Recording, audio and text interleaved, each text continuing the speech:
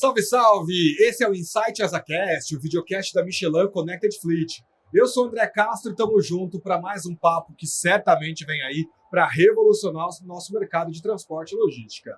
E nesse episódio vamos falar sobre a torre de controle como um centro de gestão do nosso mercado. E para isso trouxe especialistas, hein? Vamos descobrir o que é essa tal torre de controle. Vamos começar apresentando aqui o diretor de operações da Tora Transportes, Charles Cunha. Bem-vindo, Charles. Obrigado. Que alegria ter você aqui com a gente, viu? Bom. Muito obrigado pela sua participação. E de volta aqui conosco, temos ele, o gerente regional de vendas de Minas Gerais, Rio de Janeiro e Espírito Santo, João Minucci. Bem-vindo, João. Obrigado, André. Estamos muito felizes em receber a Tora para ela passar um pouquinho desse aprendizado fantástico que é a gestão à vista, né? Vamos dizer assim, né?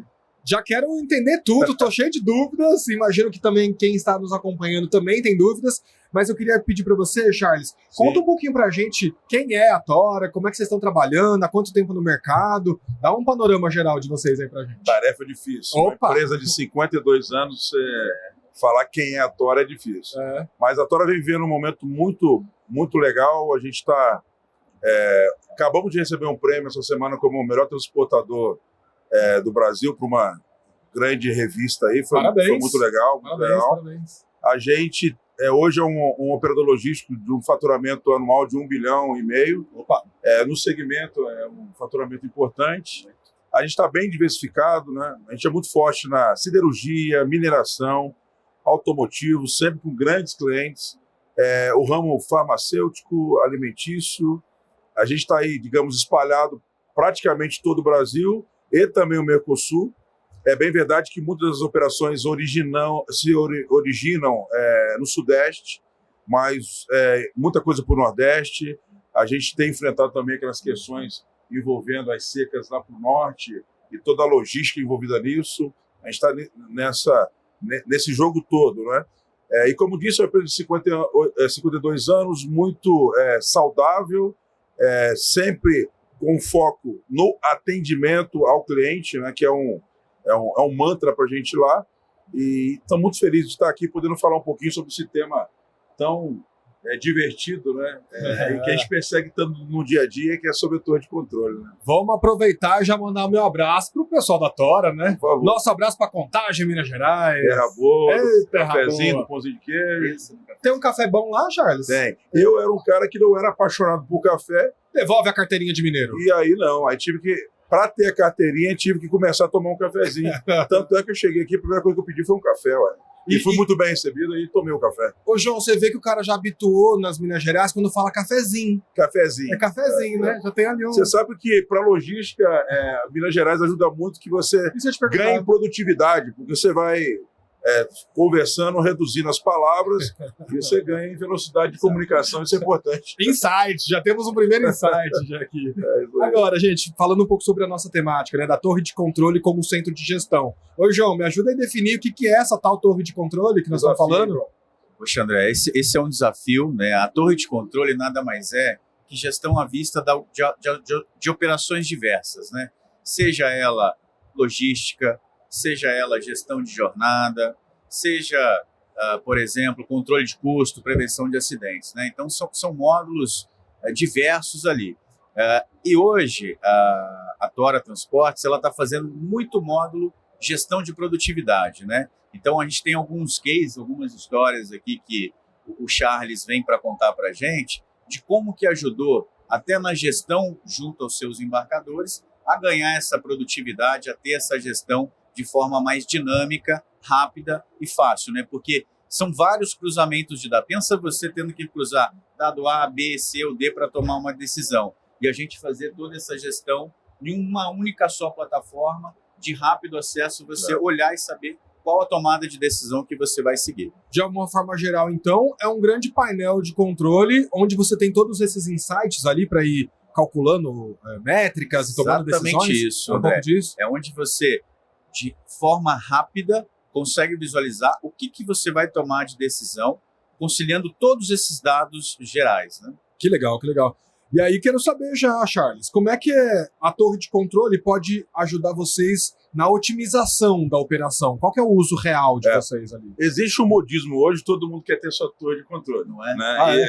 Se você vai receber um cliente, você não tem lá uma meia dúzia de televisão para mostrar alguns indicadores, você está fora, né? São umas televisões assim, o pessoal fica ali meio estúdio de televisão. É aquela assim, coisa meio de aeroporto. Meio né? de aeroporto. De aeroporto. Que legal. Só que a torre de controle ela vai além, que é uma questão conceitual muito importante. Uhum. E o que é o consenso até no mercado? Você tem o primeiro momento da torre que você começa a trabalhar com itens olhando no retrovisor, né? Os próprios, nesse sentido, a própria Michelin ajuda muito com os rastreadores e você consegue gerar para o cliente, né, médias de tempo de carga, de descarga, enfim, é um olhar de retrovisor. Uhum.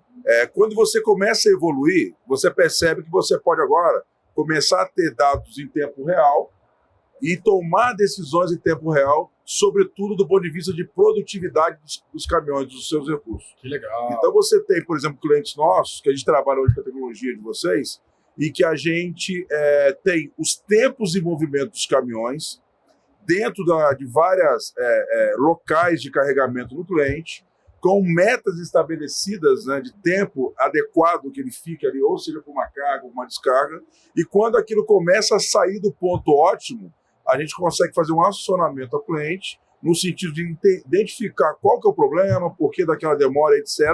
E com isso a gente começou a ter uma evolução do que a gente chama, eu já citei, da produtividade. Ou seja, com o mesmo equipamento eu começo a conseguir fazer um número maior de viagem, com isso eu tenho uma diluição de custos fixos e, evidentemente, eu começo a ter um melhor resultado. Tendo o menor resultado, eu consigo entregar para o meu cliente um frete menor e, portanto, tanto a gente tem resultado bom, como também o cliente se sente muito mais feliz. E, na minha visão, é algo que contagia em todos os aspectos. O meu fornecedor, por exemplo, agregado, que eu consigo colocar para ele um maior número de viagens, portanto, ele fica mais produtivo. O meu cliente, porque começa a ter uma visibilidade da operação dele e, portanto, ele consegue arrumar aquilo que é necessário dentro de casa.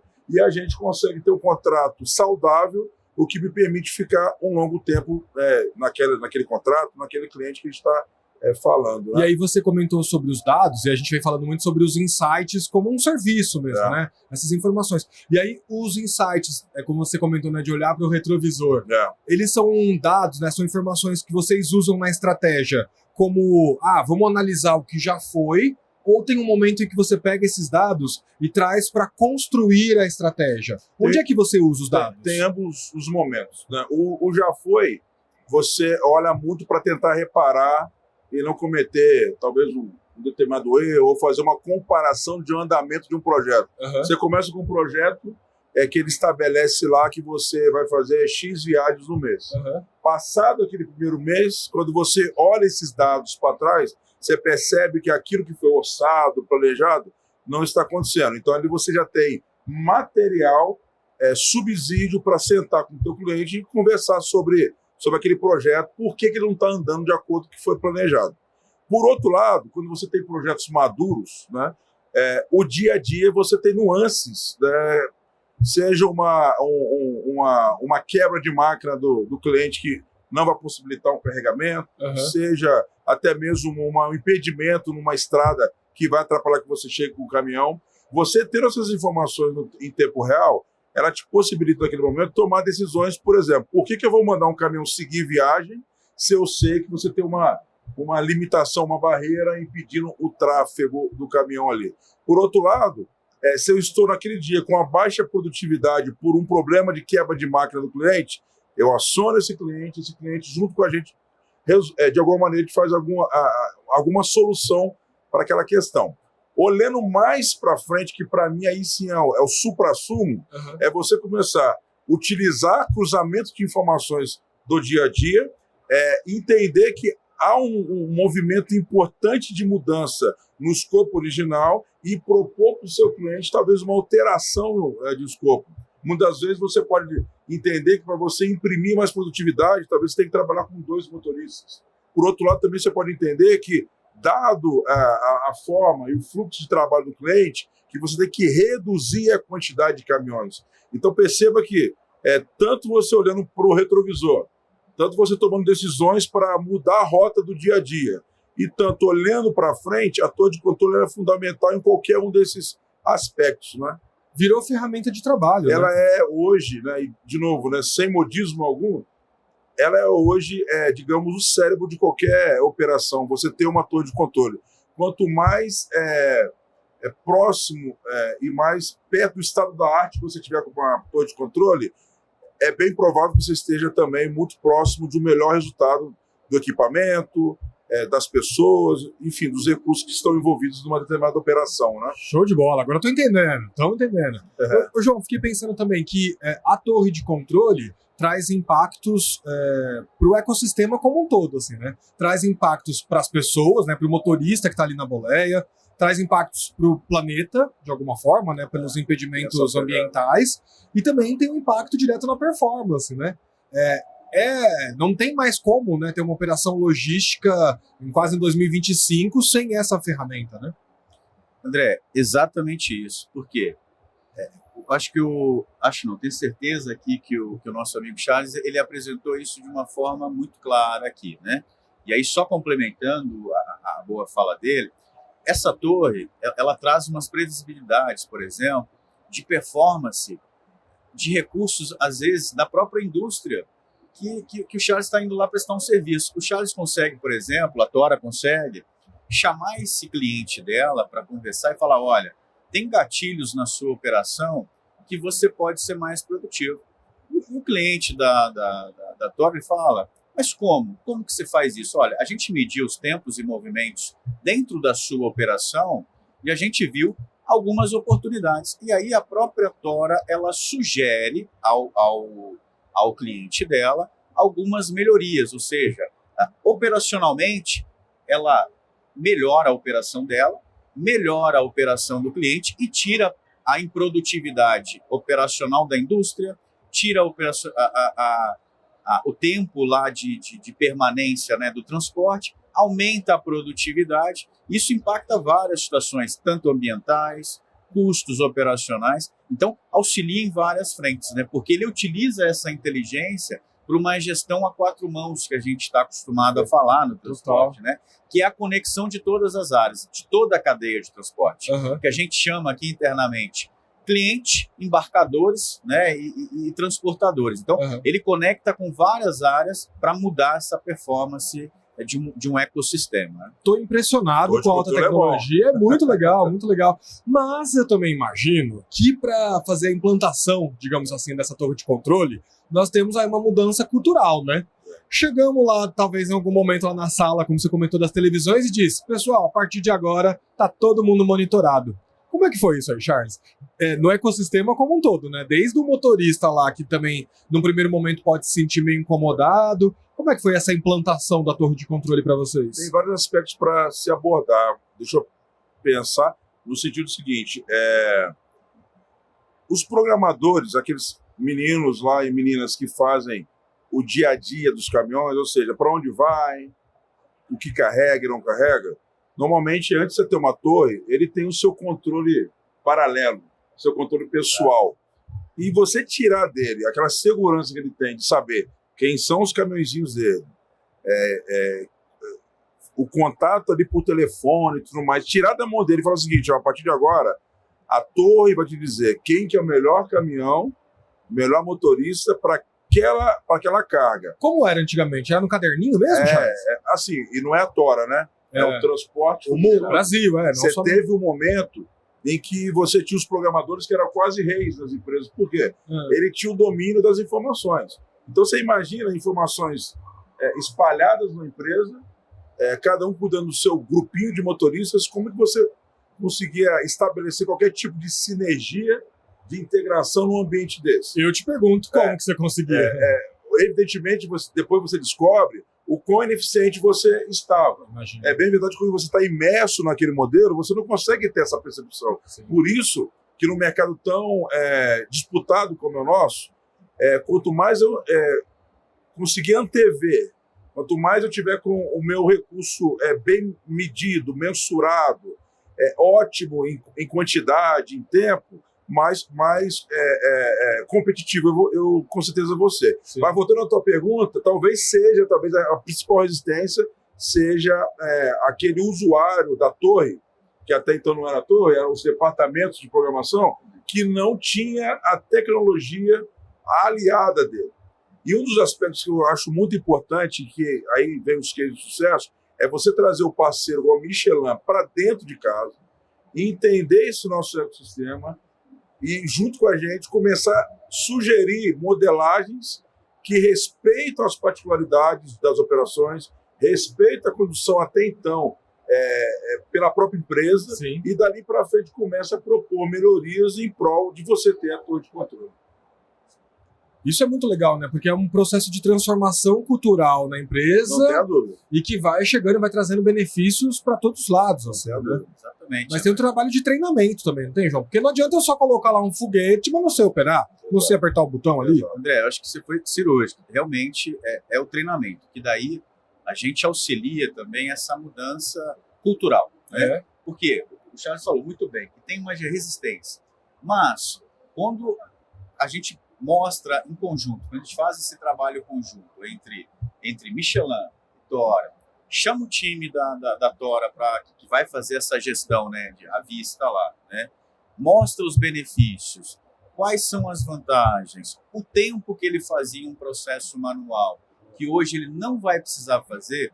Quando ele começa a entender o porquê, e a gente deixa muito claro esse trabalho conjunto do porquê, e qual que é o significado disso, o que isso vai abranger, automaticamente eles mudam essa percepção e a gente começa a ganhar aliados. Né? Eles vêm e falam, poxa, hoje eu não consigo viver sem a torre de controle. Ou, como a gente demorou tanto tempo para fazer essa mudança cultural, né? E isso facilitou. Então, a Tora hoje, por exemplo, transportes, ela tem cases dentro dos clientes dela através disso, né? Mostrando, e a gente até falou um pouquinho aqui, de como que isso mudou um ecossistema lá na ponta através desse movimento. Ou seja, aqueles operadores que eram um pouco mais resistentes inicial, aquela cultura um pouco mais travada, eles começaram a ver, poxa, é isso que a gente precisa para ter uma eficiência melhor.